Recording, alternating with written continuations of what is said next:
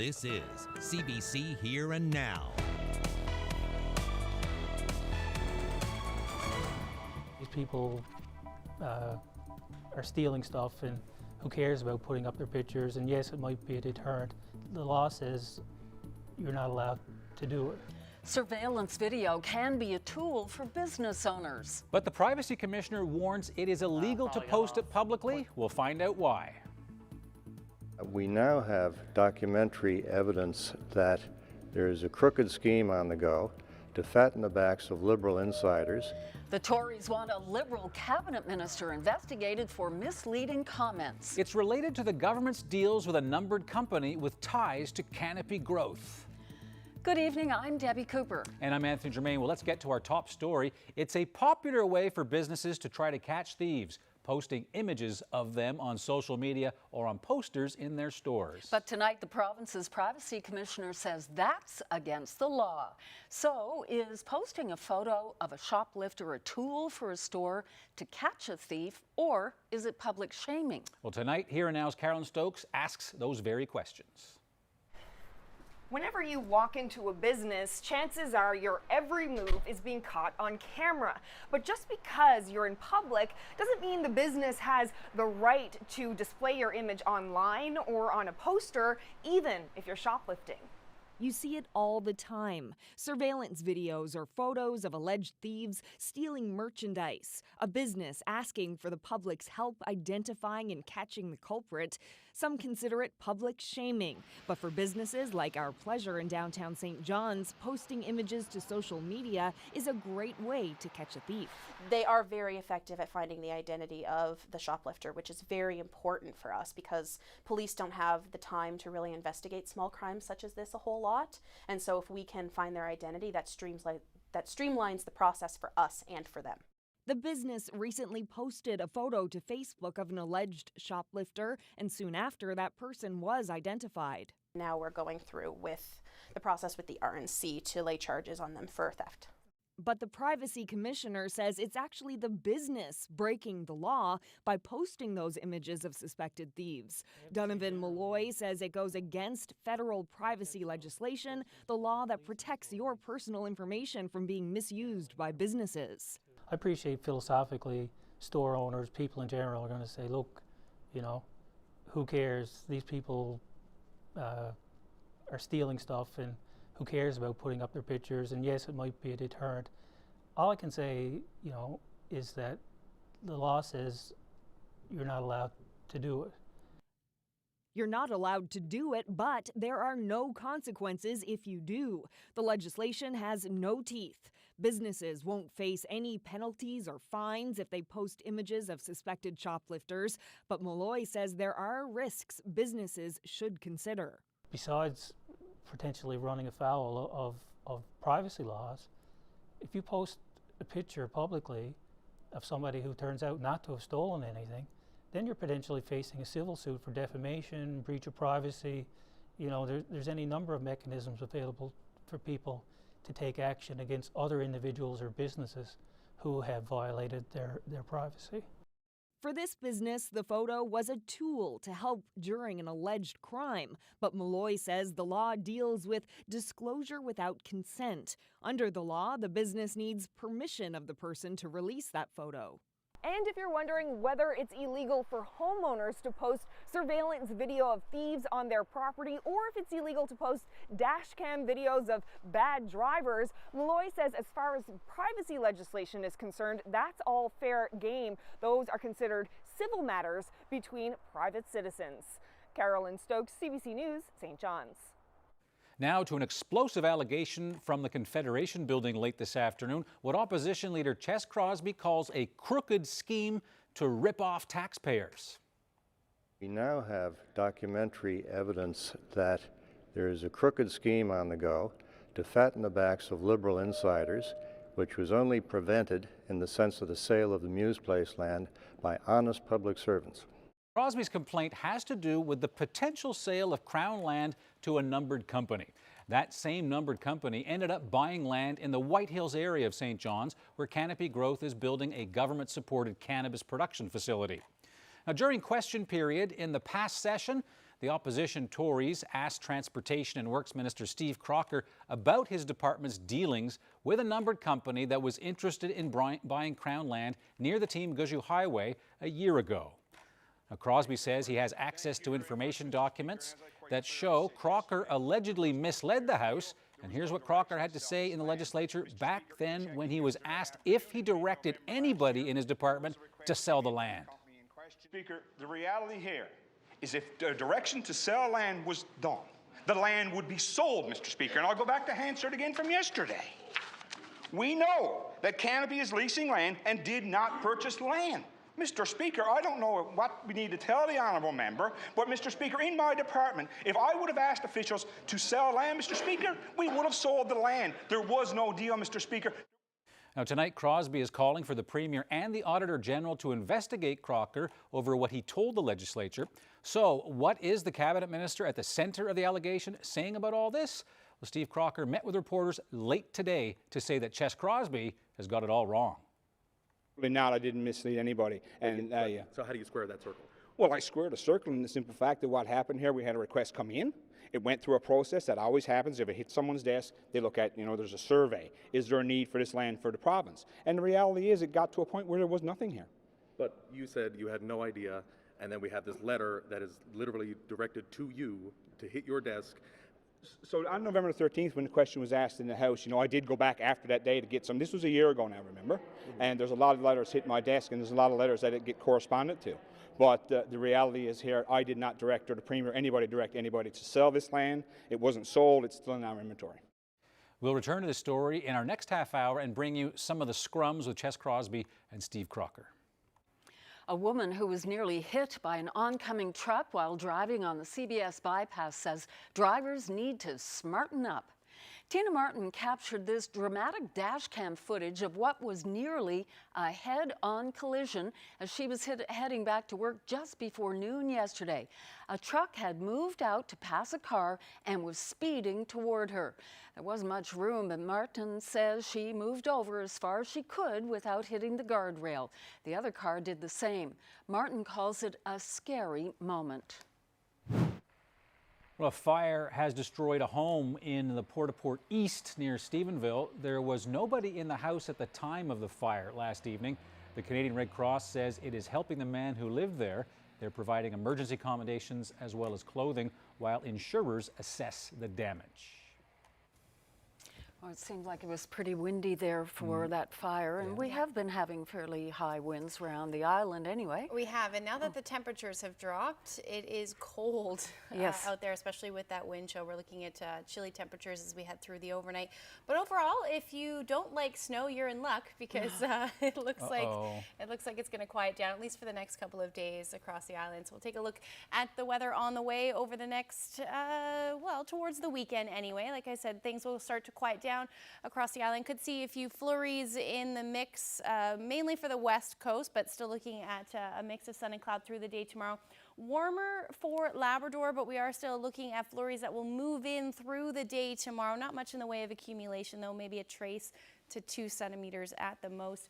And then a warm up on the way for the weekend. Temperatures not quite as warm as what I thought it was going to be earlier this week, but still above zero, so could eat into that snowpack across the island, but I'll have all those details in your full forecast coming up.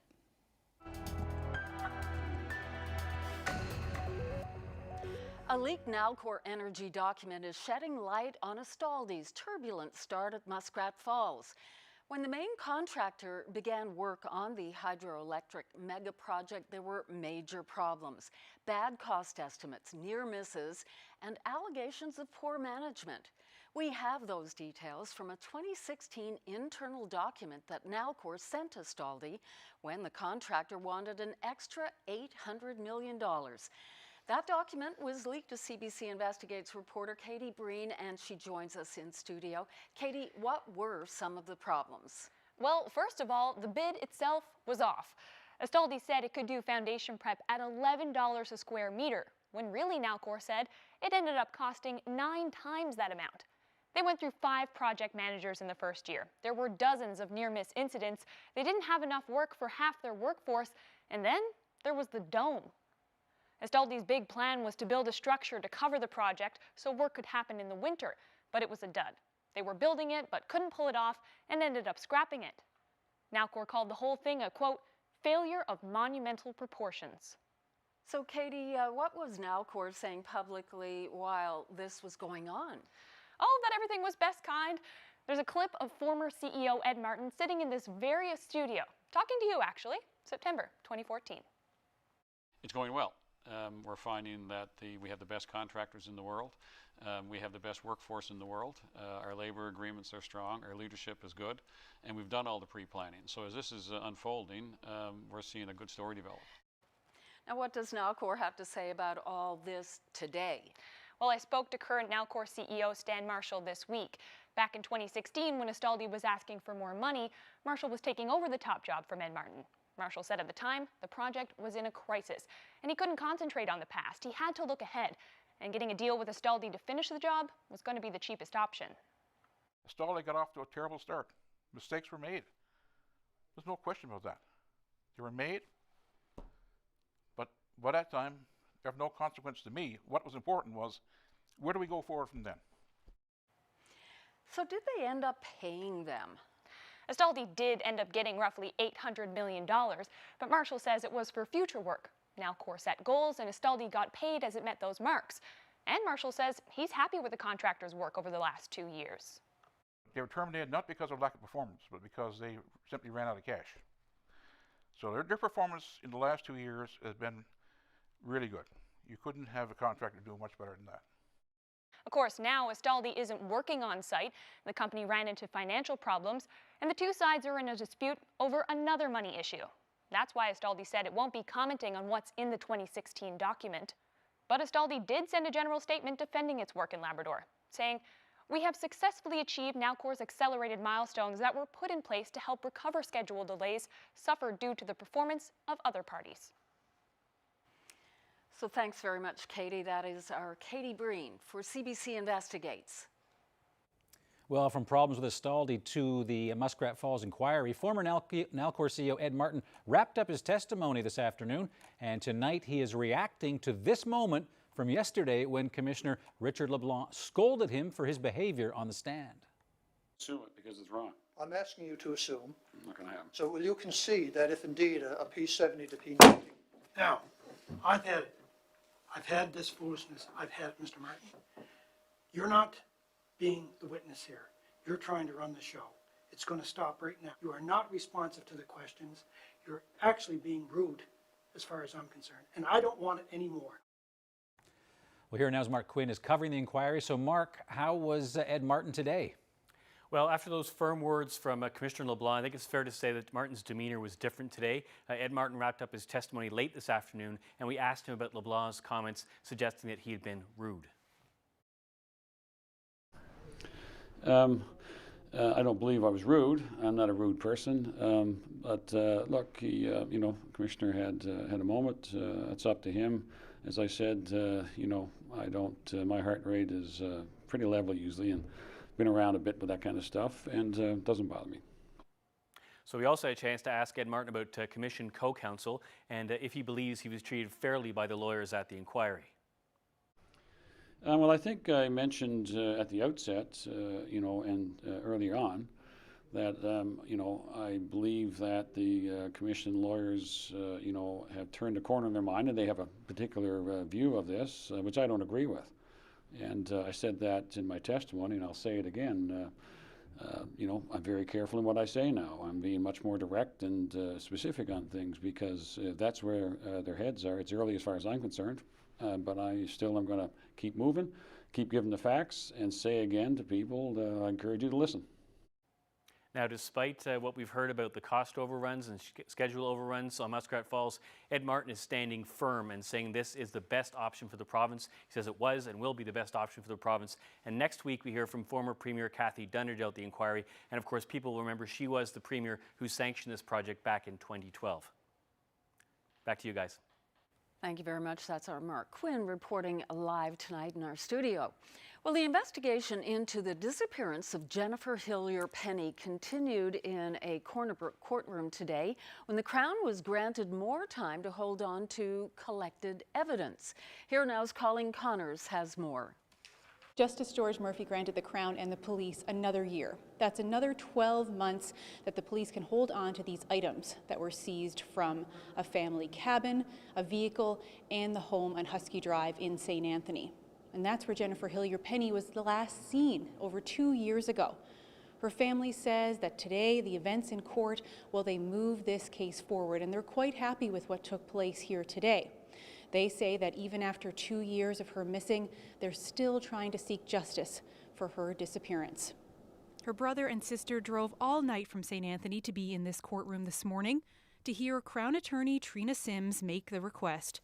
Court documents reveal that in the days following Hillier-Penny's disappearance, RCMP seized a number of items.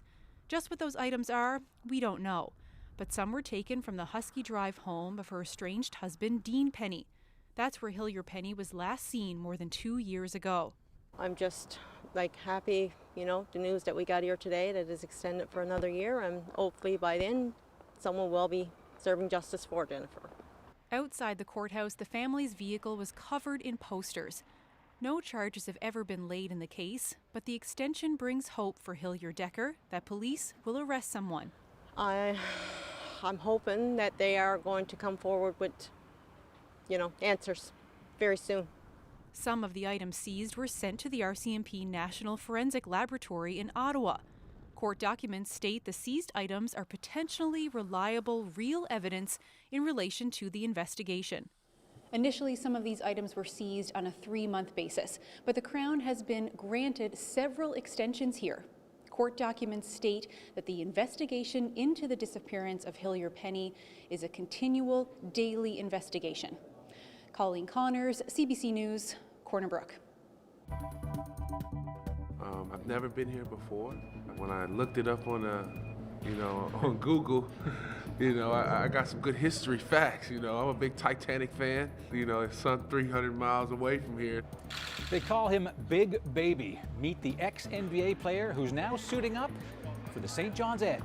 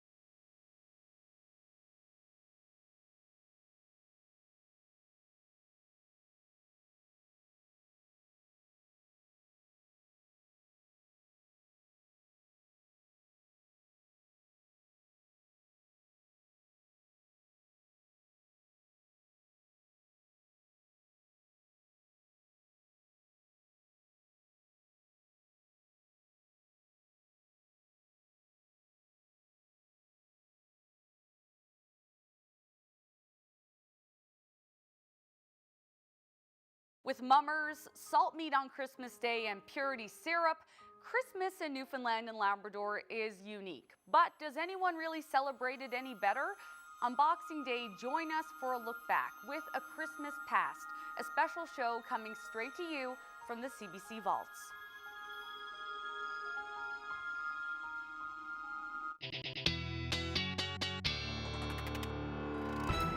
Well, if you think it's really cold out there, you might actually have science behind you. Yes, it's pretty chilly. We're seeing temperatures a little bit below seasonal for this time of year. Take a look at those numbers. It was quite warm this morning, but jumped or has fallen now down to the mid-minus single digits.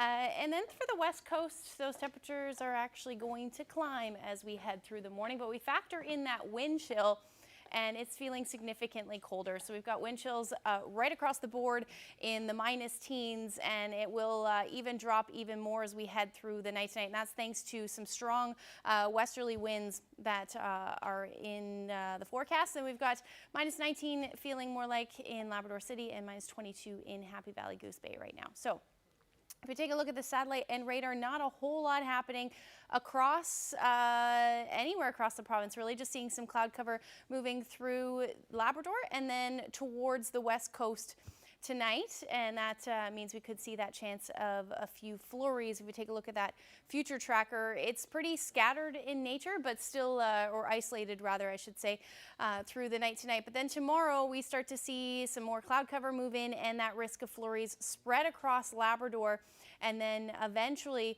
into the overnight towards the morning hours, we could see that for Newfoundland. So here's a look at the forecast for tonight. As I mentioned, those temperatures are actually going to climb for the west coast. So -4 for Corner Brook, -3 for Port aux Basques. Again, looking at that chance of flurries. Windy as well. Generally out of the west, 30, gusting 50. Could see gusts closer to 70 kilometers per hour up through parts of the Great Northern Peninsula. -10 in St. Anthony, -10 for Gander as well. St. John's going down to -8. But again, with that wind chill, feeling closer to -18 through the overnight. So if you are planning on heading out for any reason tonight, make sure you are bundled up for that. So here's a look at the forecast for Labrador City. Again, looking at that chance of flurries, -20, that wind chill feeling closer to -29. Otherwise, clear skies, the story. And if you do have clear skies, you should look outside because there is a meteor shower tonight. It's actually peaking tonight. You look in the eastern sky, it'll appear from one spot for the most part. And then the meteors will be every couple of minutes from about 10 p.m. until dawn. So definitely a treat if you want to be out there. But if you are, again, bundle up because it's going to be chilly. So here's a look at the forecast for tomorrow. 2 to 4 centimeters possible, but not until late day across at least from Corner Brook down through to Port aux Basques. Otherwise, a mix of sun and cloud through the afternoon. Looks like a beautiful day. Those temperatures climbing to about -1, minus single digits for parts of Central, and then St. Anthony sitting at -7. But again, those winds will continue generally out of the west, gusting anywhere from 50 to 70 kilometers per hour. And then up through Labrador, nice day other than when we start to see that snow move in. It won't be until the afternoon and then towards the evening hours as we head towards the coast. But those temperatures warming up nicely. But again, those windy conditions are expected. So we're looking at a little bit of a wind chill. So let's look at tomorrow's forecast. We'll look ahead towards the weekend when I come up in a little bit. Anthony? Well, thank you, Ashley. A former NBA champion is suiting up for the St. John's Edge. Glenn Big Baby Davis, I'm almost afraid to call him Big Baby. He's the biggest star in the National Basketball League after inking a deal in a ceremony today at Mile 1. Now, he says he's looking forward to getting on the court and to leave some of his recent troubles behind. Here now, Zach Gowdy has that story. I'd like to welcome you to St. John's, Newfoundland. He's the biggest player to ever sign with the Edge, literally and figuratively. Meet Glenn Big Baby Davis, 6'9", almost 300 pounds, and the only NBA champion in the NBL. You know what? It's going to be cool, but I know for a fact everybody's going to play hard because it's like, oh, we'll play against Big Baby. Robinson inside Davis. Davis, bank shot, gets it to go again. For 8 years, Davis was a big man in the big league. In 2008, he was part of a history-making Boston Celtics team that included Hall of Famers Ray Allen, Kevin Garnett, and Paul Pierce. They captured Boston's first title since 1986. Davis went on to play with the Orlando Magic and LA Clippers. With a resume like that, many are wondering why he wanted to suit up in St. John's. I haven't played basketball in a long time, and the Edge gave me an opportunity to show my talent and what I can still do. Right now, it's just me mentally. How do I want to end my career?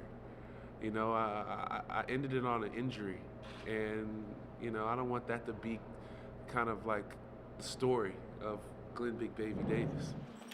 Davis's story has taken some strange turns since his NBA days. Earlier this year, he was charged with assault after a fight outside a Hollywood nightclub. In a separate incident, he was arrested in a Maryland hotel with a quarter-pound of marijuana and almost $100,000 in cash. In a video posted to his Instagram, Davis dismissed the allegations, saying the cash the police found was from making a whole lot of jump shots. He also recently tried to restart his career in Europe, signing with a team in Croatia. But after just 2 days in the country and one practice with the team, Davis abruptly quit. I'm a weird guy. Like, if I feel weird about something, I'm just not gonna do it. And the rhythm and, you know, the vibes wasn't there, so, you know, I had to take myself back home.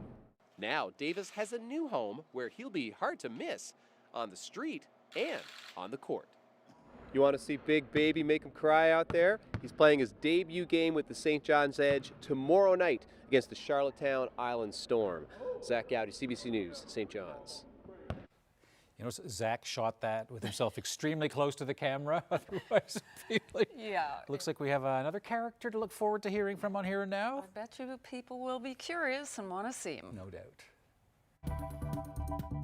The Community Food Sharing Association had some special guests today to help them pack some food hampers. So is Brad still calling the shots while you're doing this, or is it...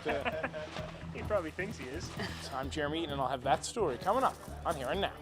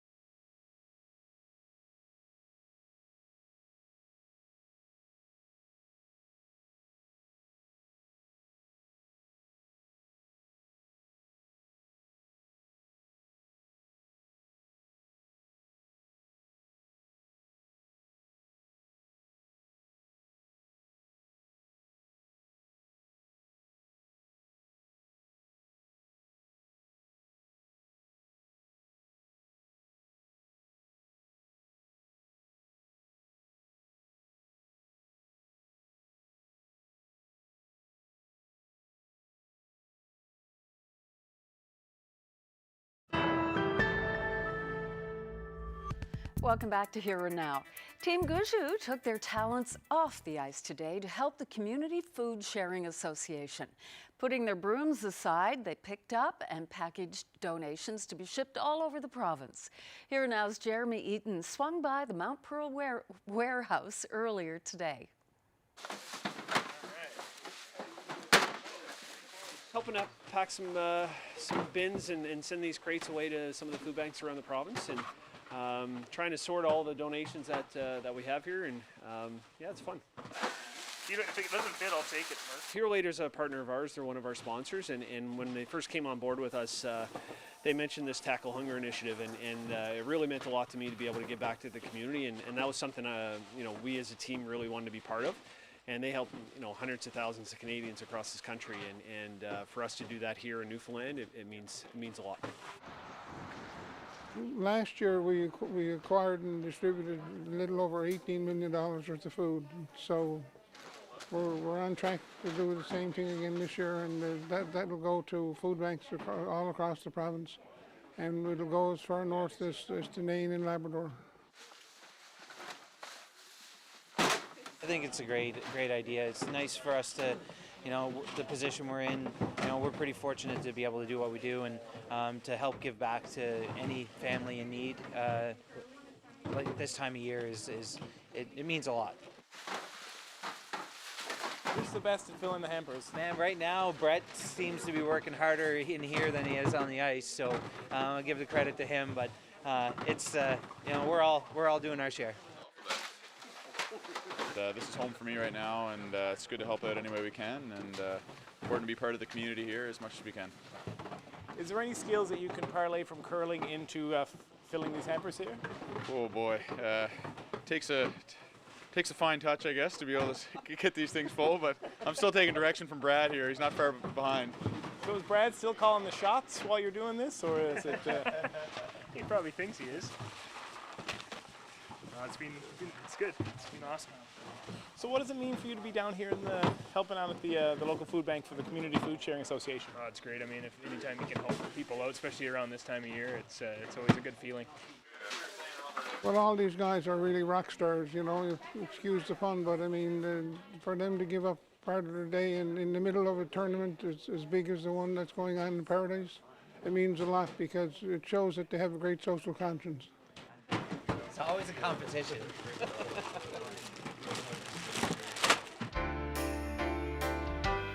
And speaking of giving, tomorrow, December 14th, we hope you'll join us for Feed NL Day in support of our local food banks. Our stations will be open throughout the day, accepting your cash as well as non-perishable food items for the Community Food Sharing Association. We're also going to be at the Avalon Mall tomorrow, broadcasting live throughout the day, and that includes our very show Here and Now. Hope you'll drop by and say hi.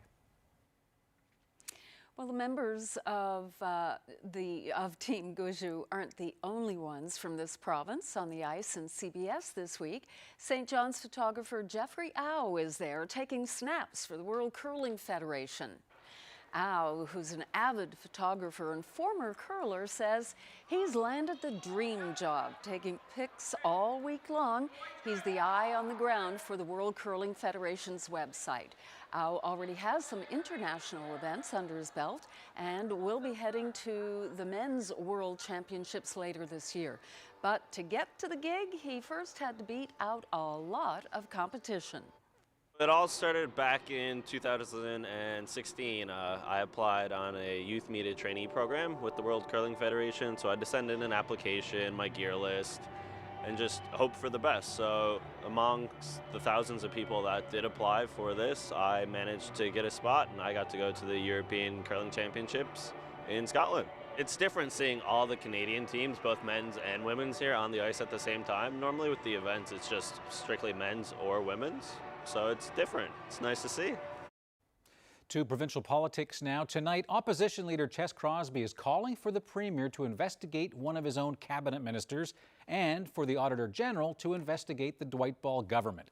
It all stems over the government's dealings with a numbered company connected to Canopy Growth, the marijuana grower. The PCs claim that documents they've uncovered show the numbered company tried to buy Crown land near the Team Guju Highway a year ago. The same company later bought land near White Hills. Well, tonight, The Tories allege that the Minister of Transportation and Works deliberately misled the House of Assembly when he was questioned about the deal. It is on a weekly basis. We have companies inquiring about land the province owns. There have been lots of questions and lots of public suspicions about the numbered company and the canopy deal in the House. And we now have documentary evidence that there is a crooked scheme on the go to fatten the backs of Liberal insiders, which was only prevented in the sense of the sale of the Muse Place land by honest public servants. Well, crooked scheme, that's very strong language, Mr. Crosby. Why do you say that? I say that because the Department of Transportation officials, we have the proof, were ordered, directed from above. Who exactly gave the order is not disclosed in the documents, to sell the Muse Place land, and to do so in just a handful of days. We're also told, it's not in the documents, but good information, that it was to be for $1. So this was a scheme to rip off the taxpayer and have Liberal insiders profit from the ripoff. The Minister of Transportation Works. He told the House on more than one occasion that there was no direction given to his public servants to sell this land on Muse Place. Now we have documentary proof that that was not true. There was no prepared deal. There was no direction to sell this land. So, either he deliberately misled the House and the public, or he's not in charge of his department. Either way, if that's the case, he's incompetent. If it's the former, then he's being dishonest. The reality is here, I did not direct, or the Premier, anybody direct anybody to sell this land. It wasn't sold. It's still in our inventory. So you're throwing your staff under the bus here? I'm not throwing anybody under any buses. There's a reality here. It's a significant piece of property. You know, we campaign on selling government assets that are in surplus, and this is one that we would have, been keenly interested in selling any land in this city that we don't have a use for. And this one sits in a database at Registry of Deeds, and anybody can see. We've had 3 inquiries, I think, on this piece of land in the last 2 years, and obviously it hasn't been sold. But anytime a company comes into this province and wants to do business, if we have a surplus piece of land that they can use to create economic development, we're always open to that conversation. If the Premier's office was the entity putting pressure on your people to make this sale happen, would you know about it? Well, we weren't talking about making a sale happen here. We investigated if there was an opportunity here to sell a piece of land. And the reality at the end of the day presented itself that the opportunity wasn't there. This piece of land on Muse Place is in all likelihood going to end up as a catch basin. No, but if the officials in the letter saying they were pressured, if that pressure came from the 8th floor of the Premier's office, would you know about it? Yes, absolutely. If the Premier's office wanted to, facilitate a sale piece of land, it would come through me. And that never happened. People in these pictures have not been found guilty of anything. The do's and don'ts of posting alleged crime videos online. The province's Privacy Commissioner explains why businesses shouldn't be doing that.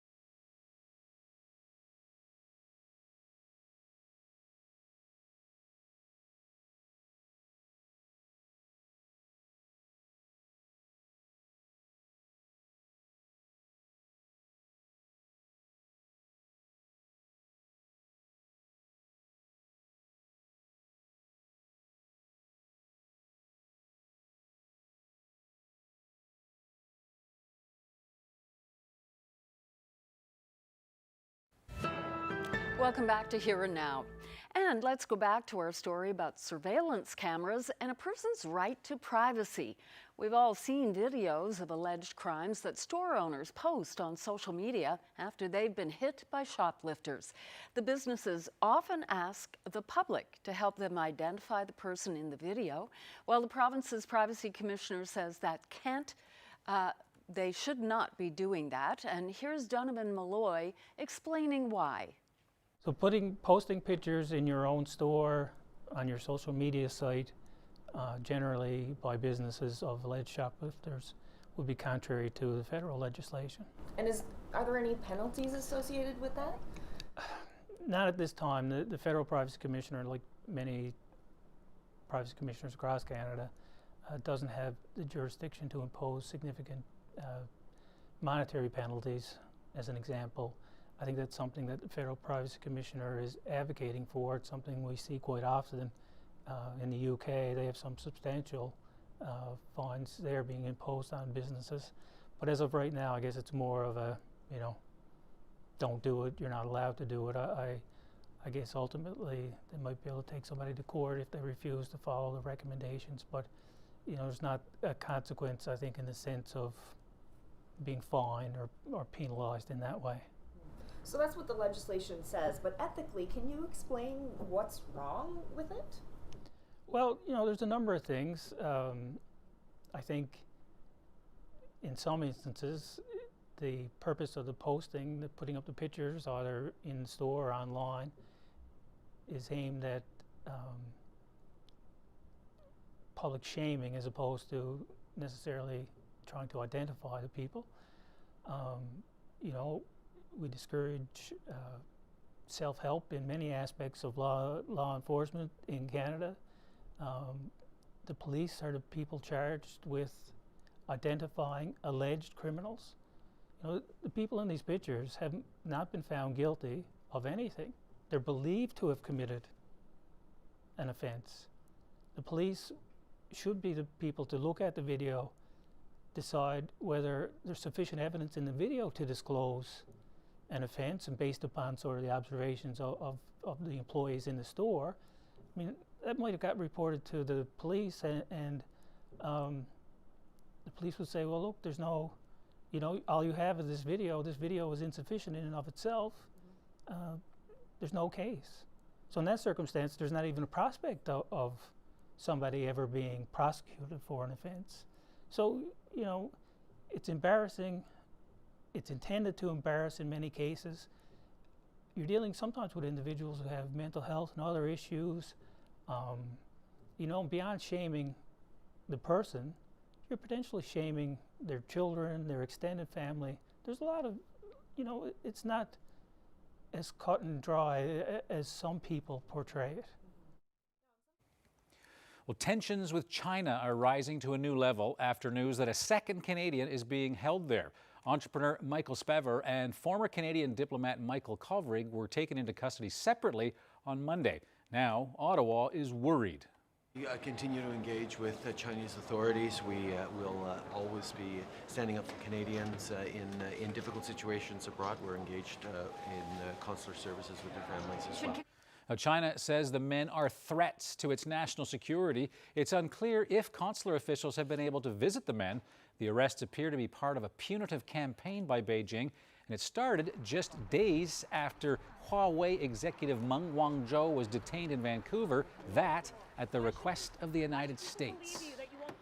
There's a manhunt underway for a suspect who attacked two guards and robbed an armored delivery truck outside a bank in Edmonton. Imagine the big front-end loader trucks when they drop their bins. It sounded like it was being dropped from 20 feet. It was very loud. So I think it was a device meant to make the guards basically not able to respond so they can just grab the money and run. I think it was intentional. Police say the suspect set off an explosion to divert the guards. A male and female guard are now in hospital with serious but non-life-threatening injuries. They were in an armored van parked outside a bank. Police say the suspect fled. It's not yet known how much money was taken.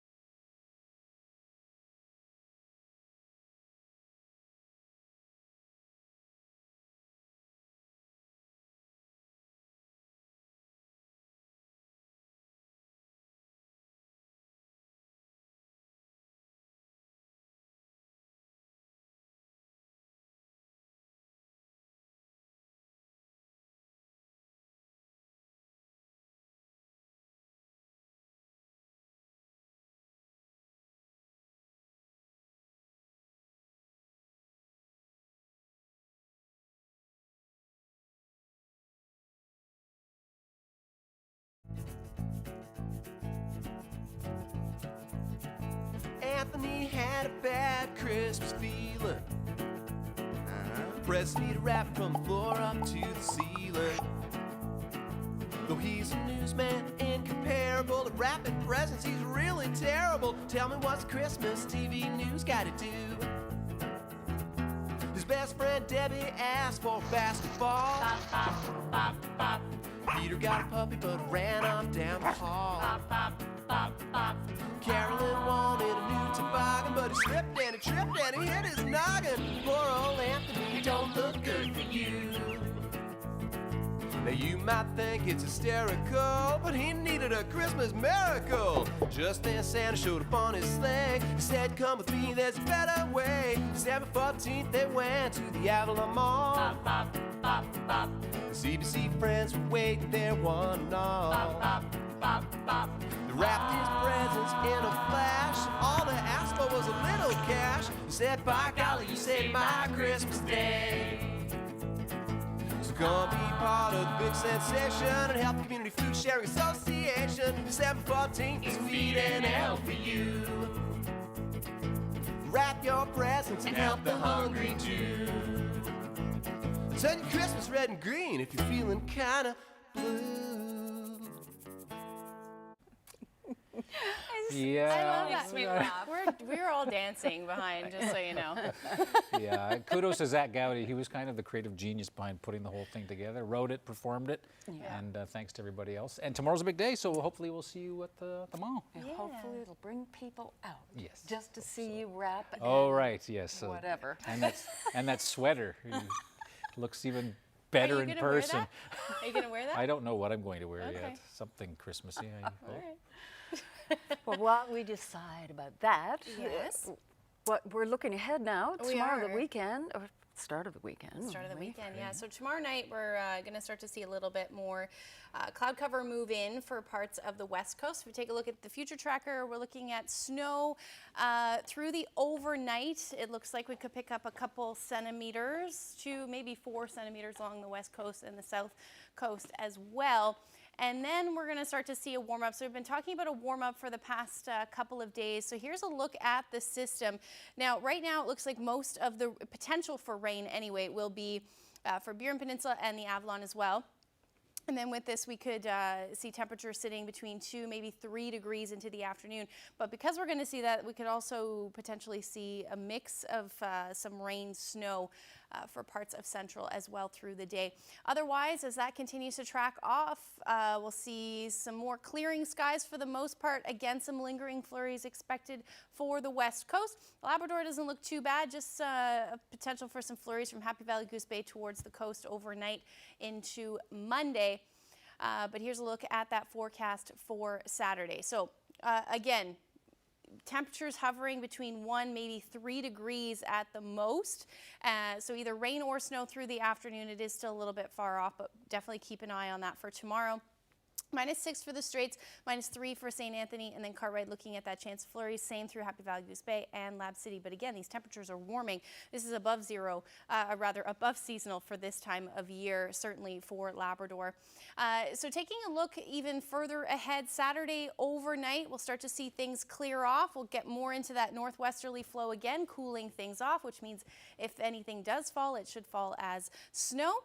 But then again, generally clearing or at least cloudy periods through the day on Saturday, or rather Sunday and Monday, so things will calm down.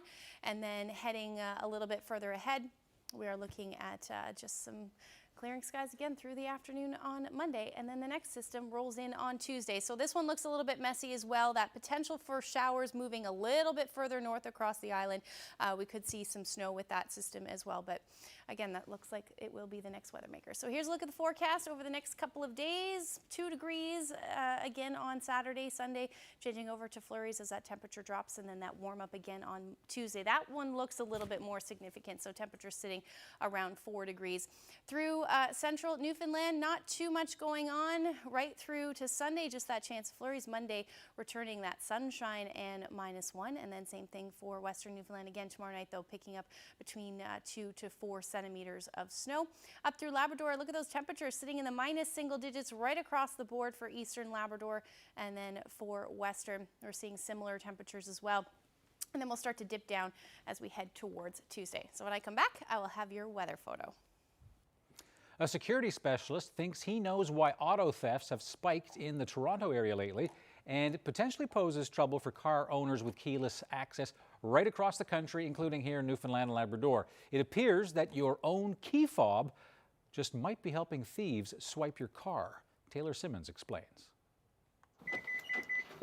Sean Panchel says he's happy with his new car, but he's still not quite sure how someone stole his old one a few months ago. My wife saw the lights on our car go on. We actually thought it was a neighbor driving down through our laneway, and we stood up and we actually saw our car zoom out of our back parking pad. Police recovered the car days later, the back cut out, their strollers and baby seat gone. Yeah, it is a little bit unnerving and a little bit scary. Panchel isn't the only one dealing with a stolen car this year. Auto thefts are up across the GTA, and in Toronto specifically, they were steady for the past couple years, but this year already, we've seen more than 4,000. With the keys inside his home and no signs of forced entry, Panchel said police offered a few theories. They said sometimes that they can pull the information off of our fob, and they said potentially that could have been done because our keys are kept close to the back door. That's something auto security expert Jeff Bates says he's heard a lot this year. He says thieves are boosting the signal from remote access key fobs. For convenience, you could have the push start fob in your pocket, completely keyless, walk up, there's a button on the door handle. I can lock the door or I can unlock the door. A thief, all he has to do, or he or she has to boost the range of this key fob, and now he has full access to the vehicle. That's what Bates thinks happened here at an Oakville home in August. You can see a man approach, place a device near the door where people normally store their keys, boost the fob signal to open the car, and in under 8 minutes, drive it away. Convenience and security, they don't really go hand in hand. I believe that there are loopholes that the manufacturers have not even identified yet, and that is what thieves are good at, and that is identifying those loopholes. More clients are coming to Bates for solutions. His team installs GPS tracking systems and special fobs that sound the alarm if someone uses the signal to open the door. You can find signal blocking boxes to store your keys in online.